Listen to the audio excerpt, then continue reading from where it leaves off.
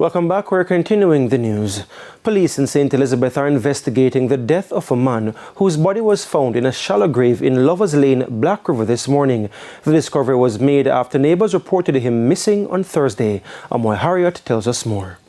This was the home of 58-year-old Linton Daly, passionately called Frank. He lived here for many years. Little did he know he'd also die here. This would have been where his neighbors last saw him a couple days ago. Every morning I pass with my grandkids them to school, I call him. From Monday I keep coming here calling him nobody.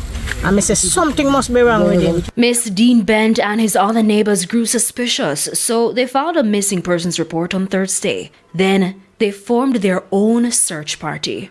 So me calling cousin now and say, come pick me up. We have to find him today. And I'm and his cousin and my son-in-law go down in a bush to find him. They found the body in a shallow grave behind his house, partially burned with a string tied around its neck. The residents are still struggling to come to terms with the gruesome scene. He used to walk and sweep up people's yard and mix mortar. And my friend, I cried this morning because I'm my friend. I know him very well. Manageable, humble youth, hard working, never stop work. Once him get the work, he's going out there to do it. Independent.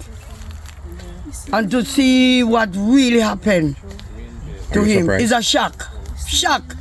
But then tell me I know me shock. I'm telling you, sir. Can't come to myself. Now it's unclear exactly how long the body has been there. The police told our news team off camera that they suspect foul play, but their investigations are ongoing.